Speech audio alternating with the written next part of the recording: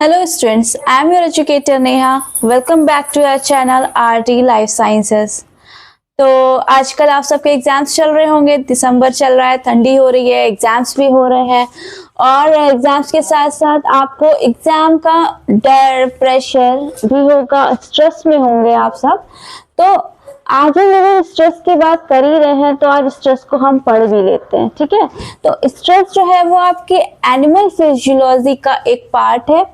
जो बच्चे एमएससी में होंगे उनके फर्स्ट सेमेस्टर का जो एनिमल फिजियोलॉजी वाला पेपर है उसका एक टॉपिक भी है जो है स्ट्रेस मैनेजमेंट, ठीक है। तो आज हम स्ट्रेस से रिलेटेड कुछ बातें देखेंगे कि स्ट्रेस क्या होता है, स्ट्रेस को कॉज करने वाले जो फैक्टर्स हैं वो क्या होते हैं, स्टेजेस ऑफ स्ट्रेस क्या होती हैं और उनको हम कैसे, जो स्ट्रेस मैकेनिज्म है, जो हमारी बॉडी का जो नेचुरल फिनोमेना है स्ट्रेस को बीट करने के लिए, स्ट्रेस को टैकल करने के लिए, तो वो उसके बारे में हम आज जानते हैं, ठीक है।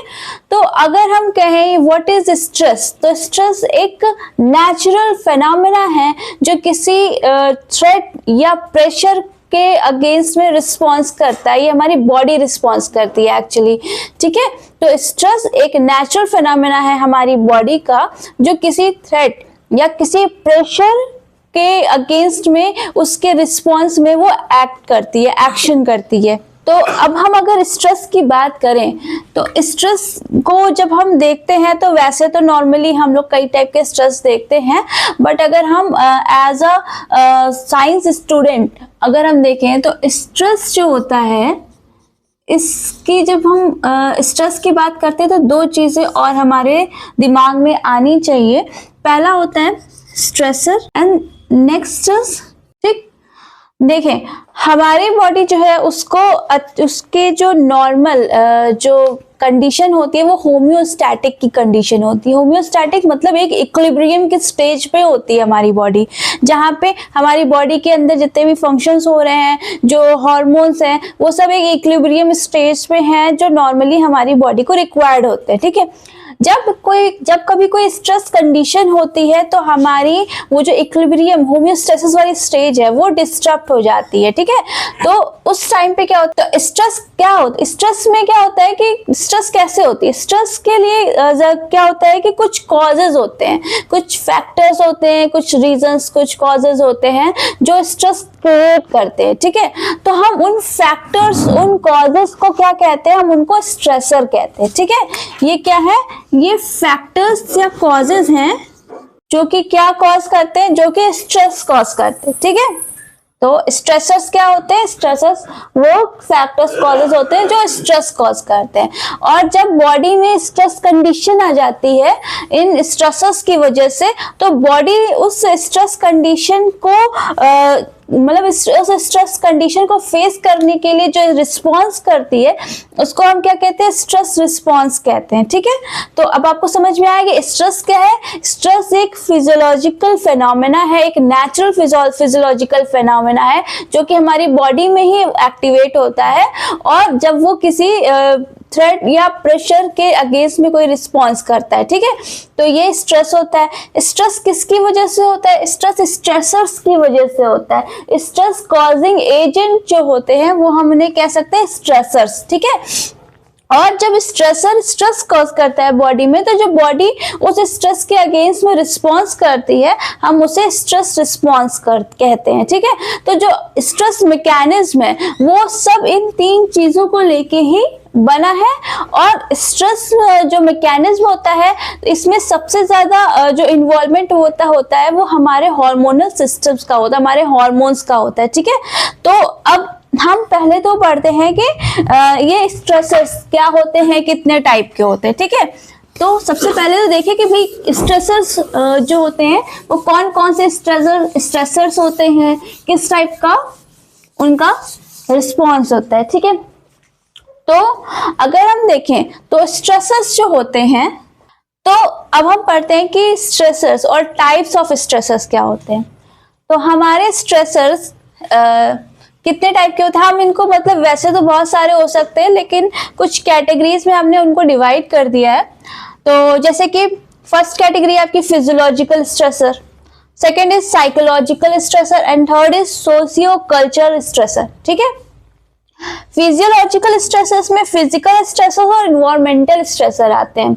फिजिकल स्ट्रेसर्स क्या होते हैं, जैसे आपको कोई इंजरी हुई है, आपको कोई डिजीज है, कोई डिसऑर्डर है, कोई मतलब अनफेवरेबल अनहेल्दी हेल्थ कंडीशंस है, तो उसके लिए आपके फिजिकल स्ट्रेसर होते हैं। आपको ये पता है कि जैसे आप कुछ लंबे टाइम से बीमार हैं, ठीक है, या आपको कोई इंजरी हो जाती है, सडन कोई भी एक्सीडेंट हो जाता है, तो उस टाइम पर आपकी जो बॉडी होती है वो स्ट्रेस कंडीशन में आ जाती है। ठीक है, और उसके बाद उसके डिफरेंट टाइप के रिस्पॉन्सेज होते हैं। तो ये फिजिकल स्ट्रेसर उसी टाइप का स्ट्रेसर है। ठीक है, फिर आता है इन्वायरमेंटल स्ट्रेसर। इन्वायरमेंटल स्ट्रेसर्स में आ जाता है, जैसे आप मान ले एक्सट्रीम टेम्परेचर कंडीशन है, यानी कि या तो एक्सट्रीम हीट हो, ठीक है, हॉट टेम्परेचर हो, एक्सट्रीम हॉट टेम्परेचर हो, जहाँ पे आपको बहुत ज्यादा थ्रस्ट हो और मतलब बॉडी जो है वो बहुत स्ट्रेस कंडीशंस में आ जाती है।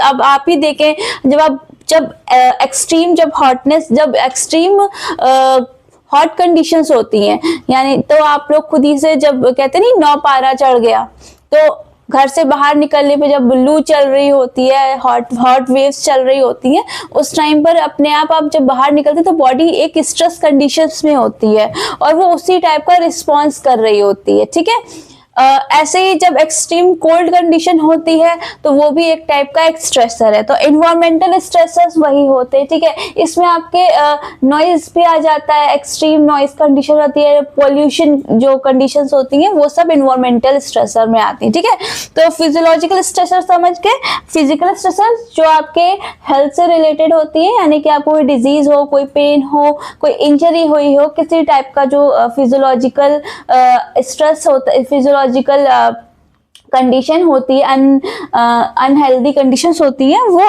फिजिकल स्ट्रेसर है।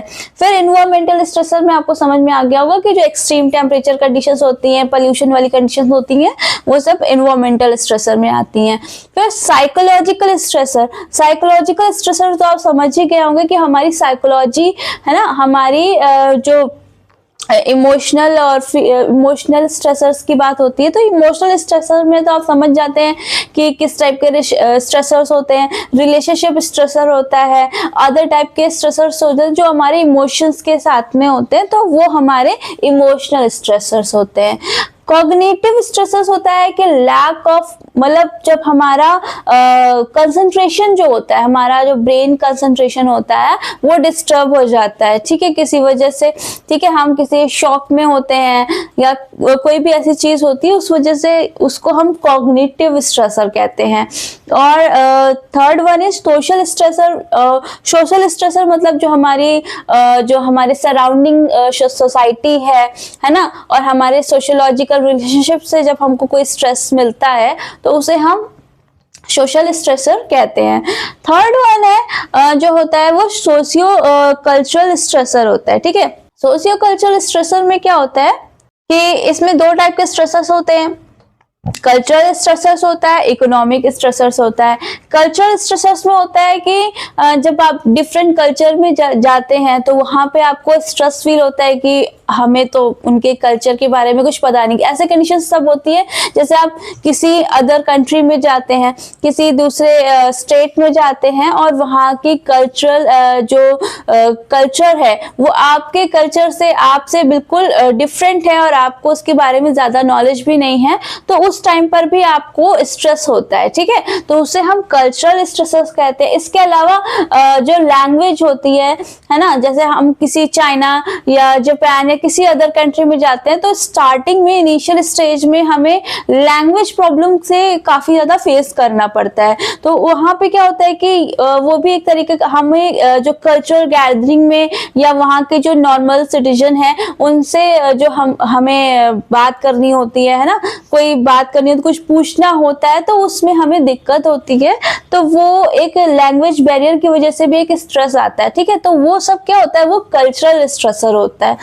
सेकेंड इज सोशियो इकोनॉमिक जो आपका स्ट्रेस होता है वो डिपेंड करता है कि आपकी किसी की फाइनेंशियल कंडीशन जो है वो अच्छी नहीं है। पॉवर्टी में है कोई, तो ऐसी कंडीशन में हमें क्या होता है ना कि स्ट्रेस फील होता है। जो हमसे बेटर कंडीशंस में है उनको देखकर तो हमें स्ट्रेस फील होता है।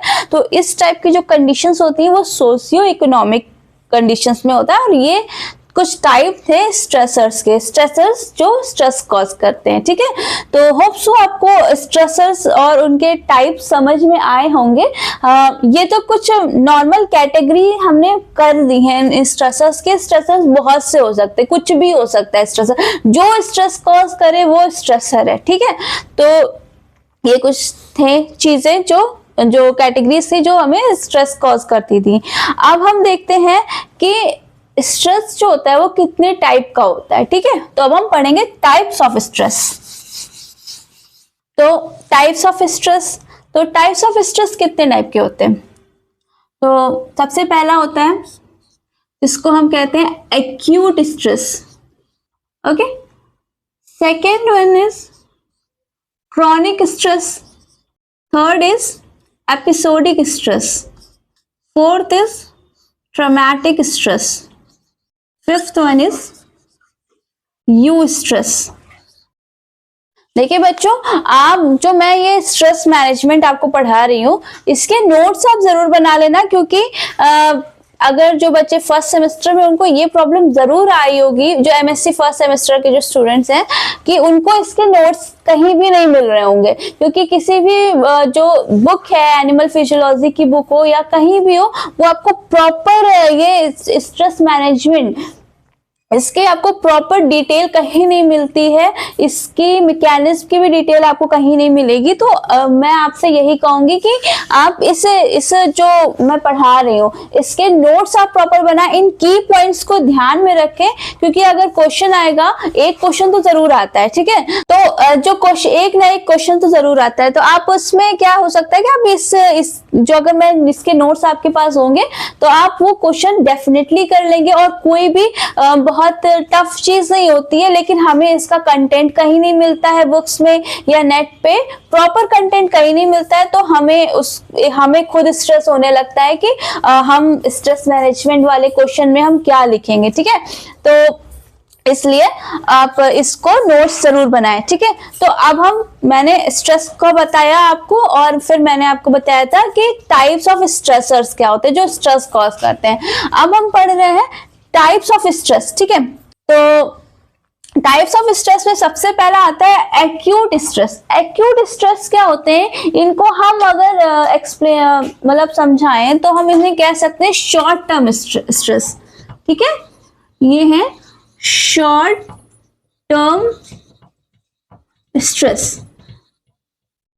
शॉर्ट टर्म स्ट्रेस मतलब क्या होता है कि जो स्ट्रेस हमें कुछ पर्टिकुलर टाइम के लिए आता है। फॉर एग्जाम्पल एक कंडीशन अज्यूम करते हैं कि आप जंगल में जा रहे हैं, जंगल सफारी में जा रहे हैं, और सडन आपके सामने कोई टाइगर आ जाए, तो वो क्या है, मतलब उस टाइम पे आपको एक्सट्रीम लेवल का स्ट्रेस होता है, ठीक है। एक्सट्रीम लेवल का स्ट्रेस होता है। या अगर आप अपनी कार से, या आप कोई भी है इंसान, वो अपनी कार से जा रहा है, सडन आगे अर्थक्वेक आ जाए और एकदम नेचुरल डिजास्टर वाली कंडीशन आ जाए, कोई भी सडन कंडीशन आ जाए, और आपको उस टाइम पे डिसाइड करना हो कि आपको उस सिचुएशन को फेस करना है, वहां से भाग जाना है, वो कैसी सिचुएशन है, तो उसको हम कहते हैं शॉर्ट टर्म स्ट्रेस। यानी कि जो मतलब शॉर्ट टर्म के लिए, थोड़ी सी टाइम के लिए जो एक्सट्रीम लेवल की स्ट्रेस कंडीशन आ जाती है, उसे हम क्या कहते हैं, एक्यूट स्ट्रेस कहते हैं। और यहाँ पे जो हमारी बॉडी होती है वो फाइट और फ्लाइट रिस्पॉन्स करती है। फाइट और फ्लाइट रिस्पॉन्स क्या होता है,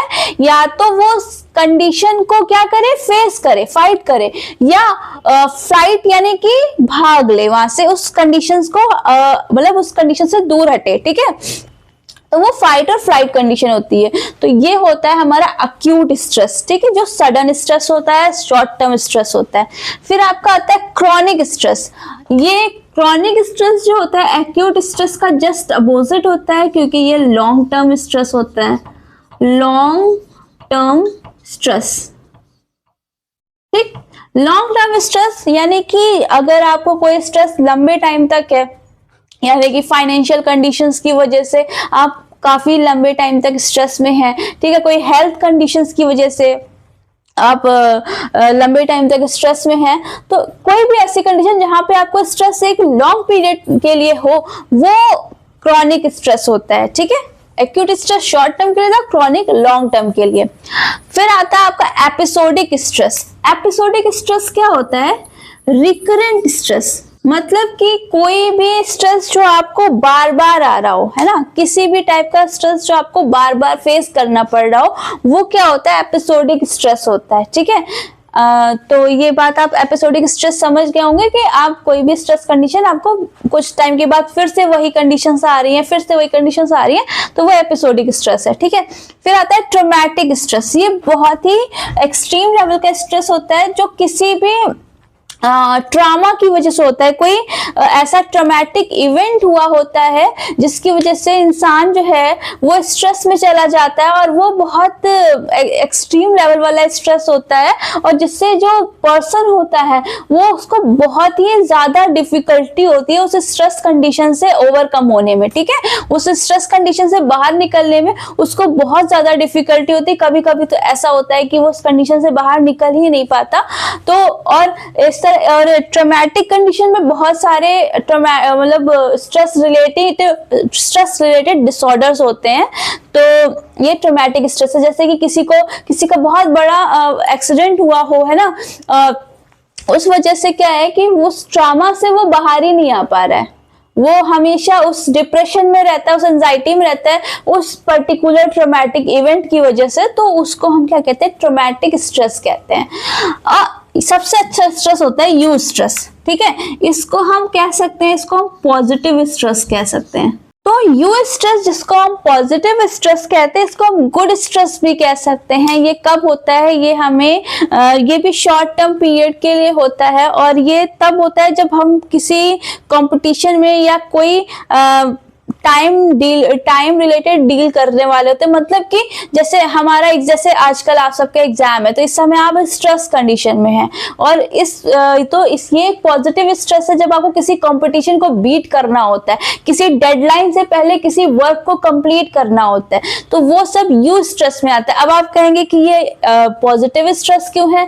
जब मैं आपको इसकी मैकेनिक्स पढ़ाऊंगी स्ट्रेस की, तो उसमें आपको पता चलेगा कि जब स्ट्रेस कंडीशन होती है तो क्या होता है, हमारी बॉडी में बहुत ही हाई लेवल पर क्या होता है, एनर्जी का कंजप्शन हो रहा होता है ना, बहुत जो बॉडी के जो स्ट्रेस हार्मोन्स है वो निकल रहे होते हैं, जिससे हमारी बॉडी में ग्लूकोज लेवल बढ़ता है, एनर्जी का कंजप्शन होता है, एनर्जी लेवल इंक्रीज हो जाता है। और इसीलिए जो बच्चे हैं इस बात पर एग्री करेंगे कि आप साल भर जो पढ़ते हैं, ठीक है, वो हो सकता है आप भूल जाएं। ठीक है, उस समय आपको कुछ समझ में भी ना आए, आप पढ़ रहे हैं, आप पूरा पढ़ते जा रहे हैं, आपको कुछ समझ में नहीं आ रहा है, ठीक है, कुछ याद भी नहीं हो रहा है, कुछ टाइम के बाद आप भूले जा रहे हैं।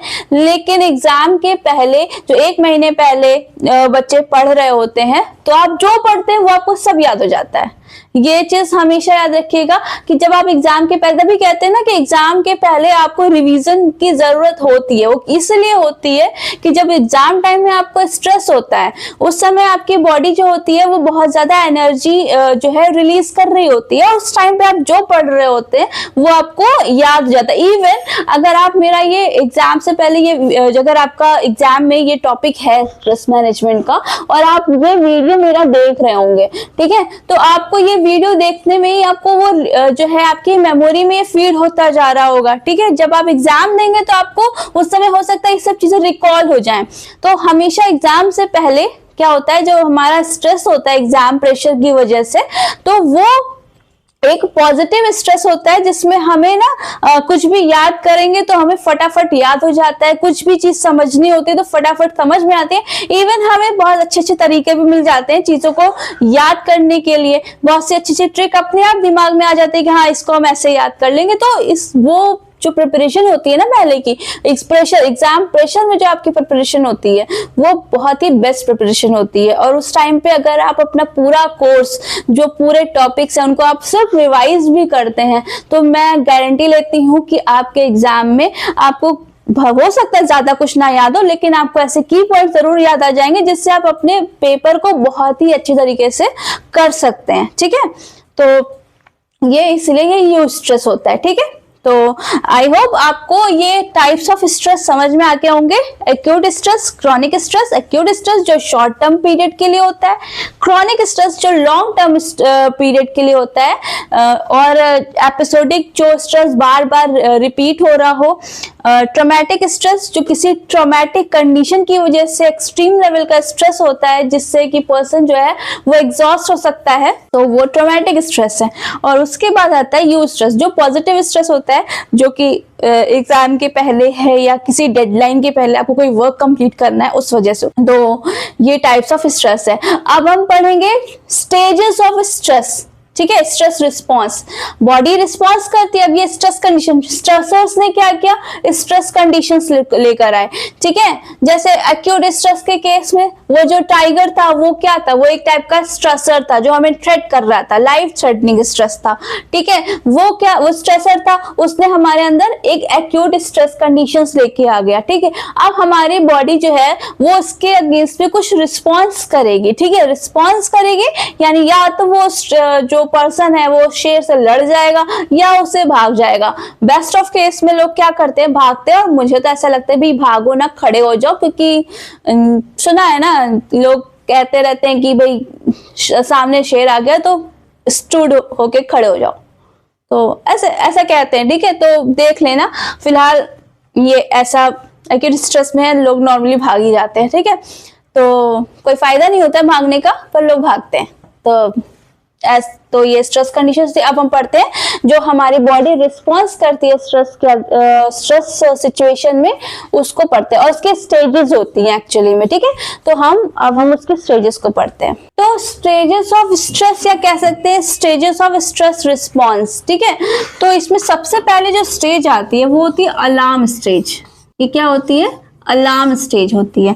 अलार्म स्टेज में क्या होता है कि बॉडी, ये एक इनिशियल स्टेज होती है स्ट्रेस रिस्पॉन्स की। ठीक है, सेकंड ये जो है फाइट और फ्लाइट कंडीशन होती है। तो ये अलार्म स्टेज में कहते हैं जब आपको कोई ऐसा स्ट्रेस आ जाता है, कोई भी टाइप का स्ट्रेस है, तो आप स्पेशली हम कह सकते हैं एक्यूट स्ट्रेस की बात कर लें, तो उस समय आपकी बॉडी की इनिशियल स्टेज होती है, आपको सडन डिसाइड करना होता है कि भैया हम उस स्ट्रेस कंडीशन को क्या करें, फाइट करें या उससे दूर हट जाएं, अलग हट जाएं। तो इसीलिए ये फाइट और फ्लाइट कंडीशन होती है।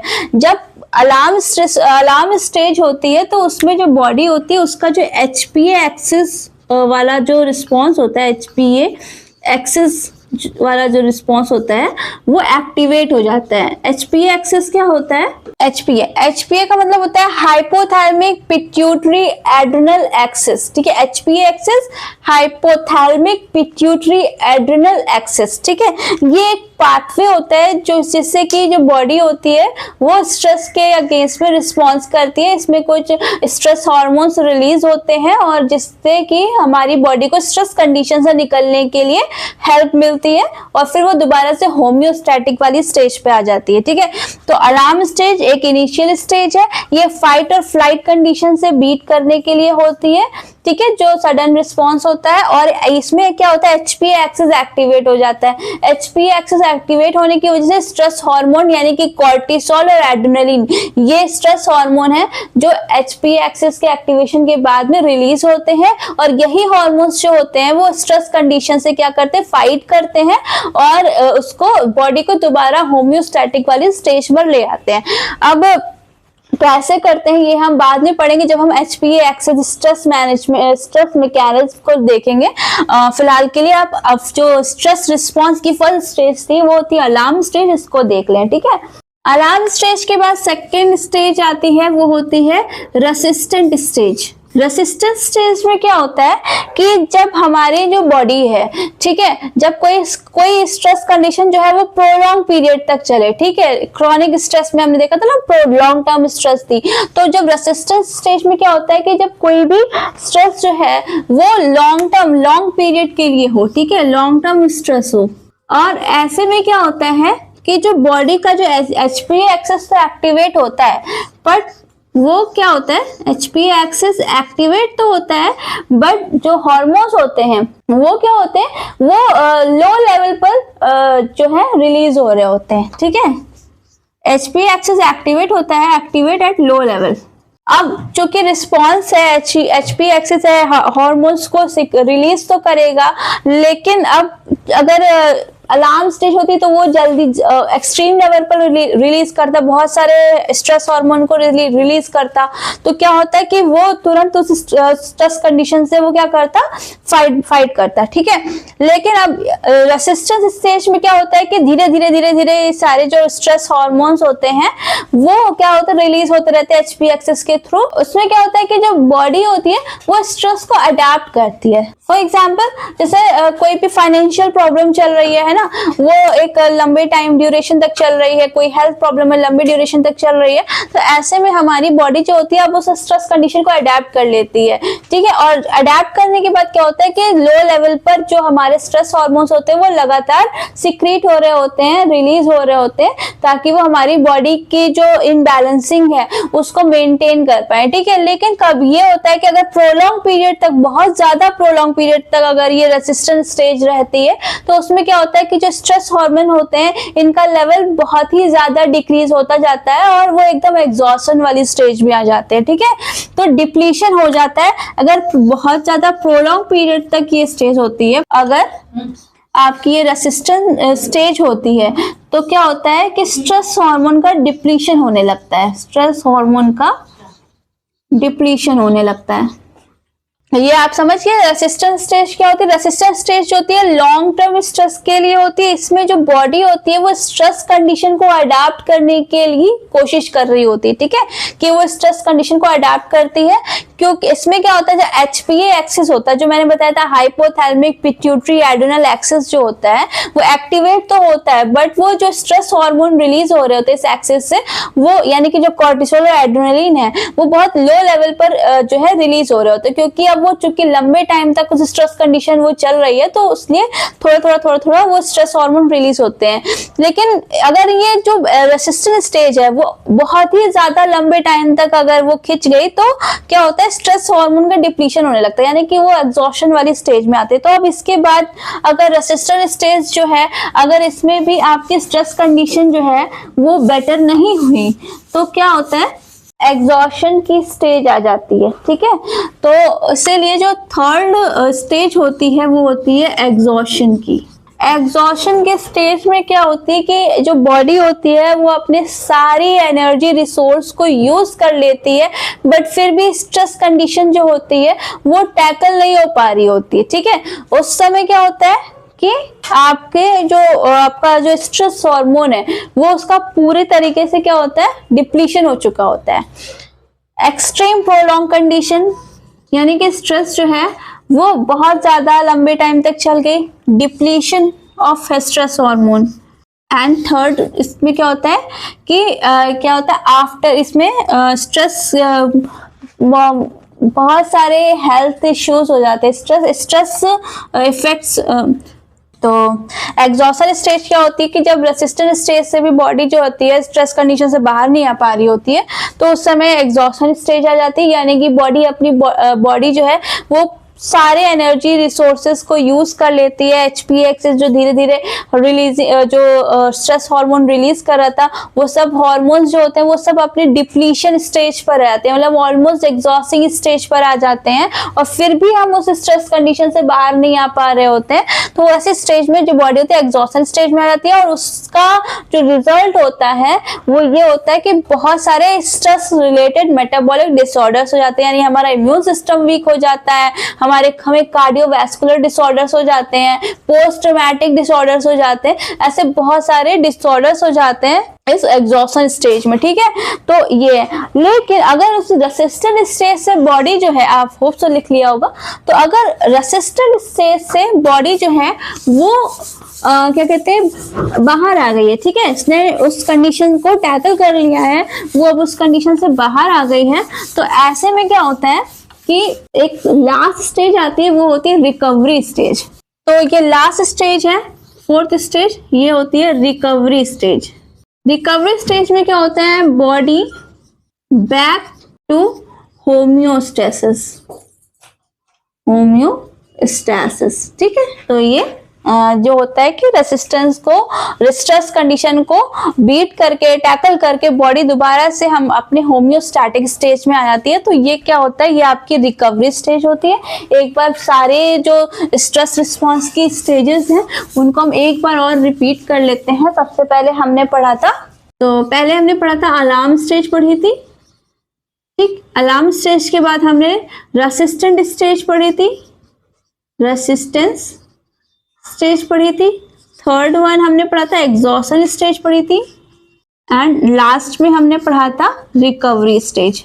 तो अलार्म स्टेज क्या होती है, ये इनिशियल स्टेज होती है जहां पे बॉडी फाइट और फ्लाइट कंडीशन से बीट कर रही होती है, और इसमें HPA एक्सेस जो था, हाइपोथैलेमिक पिट्यूटरी एड्रिनल एक्सेस जो था वो एक्टिवेट हो जाता है, जो स्ट्रेस हार्मोन को रिलीज करता है, और हम उस स्ट्रेस कंडीशन को बीट कर देते हैं, टैकल करके दोबारा से बॉडी होम्योस्टैटिक कंडीशन में आ जाती है। उसके बाद आपका रेसिस्टेंट स्टेज आती है। रेसिस्टेंट स्टेज में क्या होता है कि जब कोई भी स्ट्रेस कंडीशन प्रोलॉन्ग पीरियड तक चल रही है, तो आप उस प्रोलॉन्ग पीरियड के रिस्पॉन्स में क्या होता है, बॉडी रेसिस्टेंट स्टेज में आती है, यानी कि वो स्ट्रेस कंडीशन को अडाप्ट कर लेती है।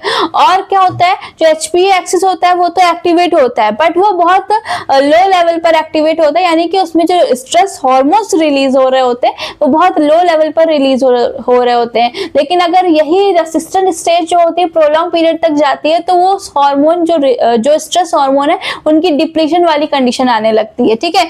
रेसिस्टेंस कंडीशन में भी क्या होता है कि बहुत सारे जो है इफेक्ट्स हमें देखने को मिलते हैं। जैसे बहुत से लोग होते हैं वो अल्कोहल कंजप्शन को इंक्रीज कर देते हैं, उनकी स्लीपिंग डिसऑर्डर्स होने लगती है, स्लीपिंग मैनेजमेंट जो होता है उनका डिस्टर्ब हो जाता है, और डाइजेशन वगैरह डिस्टर्ब हो जाता है। तो इस तरह से बहुत सारे हमें इफेक्ट्स देखने को मिलते हैं स्ट्रेस इस रेसिस्टेंट स्टेज में। उसके बाद आती है एग्जॉशन स्टेज। अगर रेसिस्टेंट स्टेज से बॉडी जो है वो स्ट्रेस कंडीशन से बाहर नहीं आ पाती है, और वो स्ट्रेस कंडीशन जो है वो एक्सट्रीम प्रोलॉन्ग पीरियड तक चली जाती है, तो वो एग्जॉशन स्टेज आ जाती है। क्योंकि एग्जॉशन स्टेज में क्या होता है कि हमारी जो बॉडी होती है वो सारे एनर्जी रिसोर्सेस को यूज कर चुकी होती है, बट वो उस कंडीशन से बाहर नहीं आ पा रही होती है। ऐसे में बॉडी एग्जॉशन टाइम पे चली जाती है, यानी कि जो हार्मोन्स रिलीज हो रहे थे, यानी जो स्ट्रेस हार्मोन्स रिलीज हो रहे थे, उनका पूरा डिप्लीशन होने लगता है, ठीक है।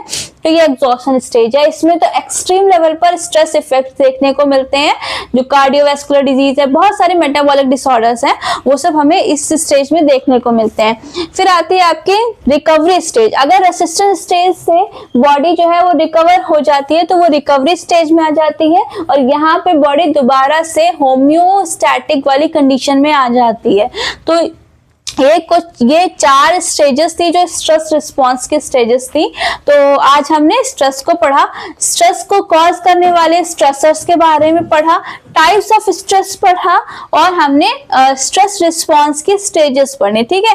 तो आज का लेक्चर हम आज यहीं पे खत्म करते हैं स्ट्रेस का, और हम कल पढ़ेंगे कि जो स्ट्रेस मैकेनिज्म होती है, जिसमें हम HPA एक्सेस के बारे में पढ़ेंगे, और दूसरे कुछ मैकेनिज्म के बारे में पढ़ेंगे जो कि स्ट्रेस कंडीशन में हमारी बॉडी में नेचुरली एक्टिवेट हो जाते हैं, और जो है हमारी बॉडी को स्ट्रेस कंडीशन से बाहर निकलने में हेल्प करते हैं, ठीक है। तो और इसके अलावा हम कल कुछ स्ट्रेस रिलेटेड डिसऑर्डर्स को भी देखेंगे, ठीक है।